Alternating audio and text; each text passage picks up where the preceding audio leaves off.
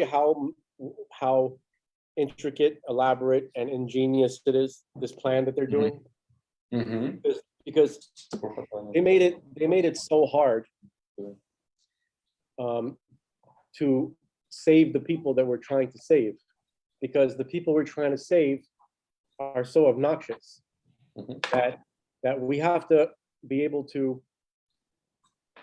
like ride through that obnoxiousness. Here's what I mean. Here's what I mean. The people you're trying to save are the ones who are going to bite you, right? As you're trying to save them. All right. So you have to still want to save them, even though they're biting you and being stupid. So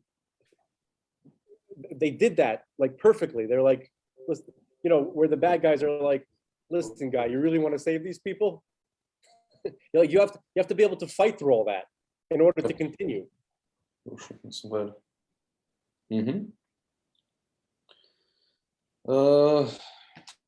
And also, you're risking everything, right? Because if you have reason to think that a person is in danger, right? It makes a lot of sense. You want to show them. Here's the thing. Now, no human being can be right 100% of the time, right? But if we see information, if we see a clear and present danger, right? You have to do what you can to make people aware of it, okay? What if it turns out the clear and present danger was not, it turns out that it wasn't, you know, it didn't pan out, thank God, hopefully, right? That's the idea, that's what we're all going for.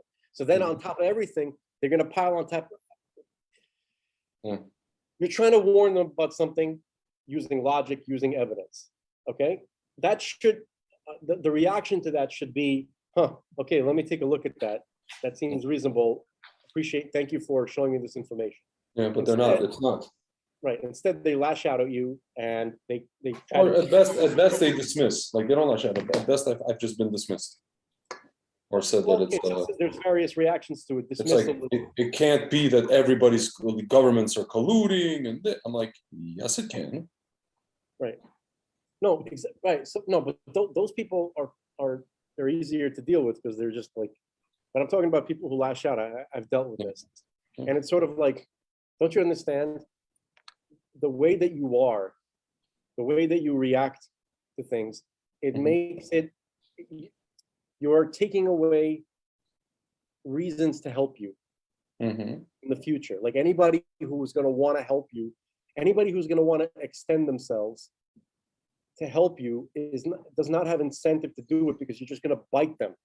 Yeah, because you're a pompous prick. It's an animalistic mindset. Yeah. Okay. I'm just reading the. Sorry. I have tefillin on. I take those words back. So you have to fight through that impulse to. You know what I mean? It's, metaphorically speaking, I'm not. Go ahead. I don't know.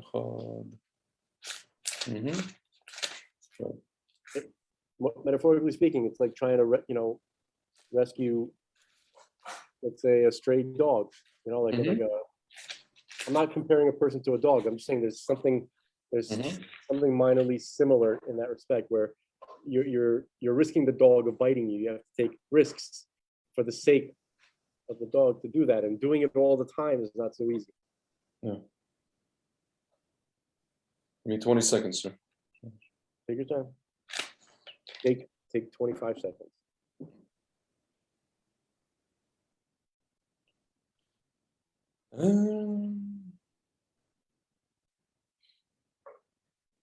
He's saying the Shema, folks. Okay. Yeah, what can I say? I mean, I've gone to a point, again, you have to go by at this point, we have to go by what's called the Elizabeth Kubler-Ross model. And by my estimation, I could be wrong, we're now about to enter the depression. We were at denial, I guess, anger also. now we're into the depression stage where people find out about the poison that they've taken, and then they're going to go through that. And when they go through that, our job is just to kind of be there. Like there's no more convince this, convince that. There's no more of that. We're done with that. We've gone through that stage. Yeah. Yeah. Now we're depressed, and then hopefully there'll be acceptance. And after there'll be acceptance, these people will probably lash out at their abusers, not at us. You know, if you want to talk about a dog, a rabid dog. Well, that remains to be seen. What's going to happen? Who they're going to lash out on? Yeah. What if they're going to let, sometimes these people are going to turn around and lash out at you because you didn't try hard enough to save them, right? It's like my father tells me, when he warns me about something, and then he tells me, then later you're going to come to me and say, how come you didn't tell me? That kind of deal, right? That happens too, right? If you knew, why didn't you say anything? I always tell my friend at every conversation, at the end of every conversation, I tell my friends the same thing. Don't say you weren't told. I say you're going to remember this discussion, and don't say you weren't told. Just don't say that. You can say whatever you want, just don't say you weren't told. Multiple times. Don't say I wasn't obsessive. Don't say I wasn't. Well, another friend called mine, said, okay, we get the point. You sound like you're on a crusade. Don't say that I didn't go on a crusade. You're right, I went on a crusade. I went on a crusade. You're absolutely right. I'm on an effing crusade to save my friends. Yes, guilty as charged. Crusader. This is the Crusades, the Middle Ages Crusades. Is it? Yes. Well, there's another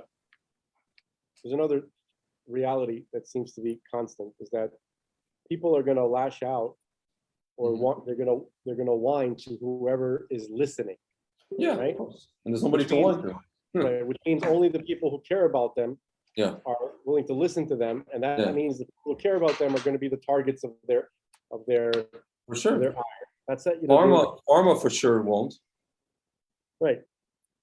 So the entire woke, this whole social justice, civil liberty, civil rights movement is only aimed at people who would be willing to listen, meaning, of course, only good people are going to care. So you're going to make, so that's what has been going on in this country. But anyway, but here's another factor. The other factor is, we're talking about incentive, right? Like not having incentive to try to help. But there is incentive, because at some point we're going to have to, God's going to ask us, he's going to say, did you try to save these people? Yeah, of course. What are we going to say? Oh, they were annoying. Yeah. I tried to a little, but it's like my friend who says, just, why are you talking to them? They're going to be dead or something. Well, that was the problem that was Noah's problem, right? Yeah, he's pulling a Noah, basically, sort of. So, I mean, listen, you can't blame anybody for pulling a Noah, because it's just emotionally draining. Why do you want to? It's like people just won't. Like, what do you? And then not only that, not only they don't listen, they make you feel like you're crazy, like you're an idiot. Like they literally will call you an idiot. Yeah. Well, that's literally now. People are gonna. There's some wise guy who's sitting there at the edge of their seat, always, trying to find some way to make you feel like you're having delusions of grandeur. Oh, look at this guy, right? So here I'm going to give them the perfect opportunity right now. Okay, prophets. That was most of their job, was to try to communicate to people while getting hurled abuses, being hurled abuses, or being beaten or killed or thrown into a pit. Okay. Nobody wants to listen to what prophets have to say, because it's very often it's not pleasant to hear. It's not a great job to be chosen to be the prophet, because that means you're the messenger that people want to kill. The most difficult part is talking to people who have not had any side effects. And, again, when it's not personal, they don't give a damn. You could show them, like, I can even show them, like, this is my problem. Like, they've made it so that the onus is on us to show non-safety, as opposed to the onus being on them, the pharma, to show safety. Like, it's just like, I have to go, I have to waste my precious time, me, the layman idiot Tzvi, who doesn't know anything about, medical data collection, and, like, I don't know, epidemiology and virology. I have to go and learn this ad hoc, and then I have to somehow put everything together, or find the guy that has, like today I found a guy that has amazing Substack post. He did that. He found, Israeli data.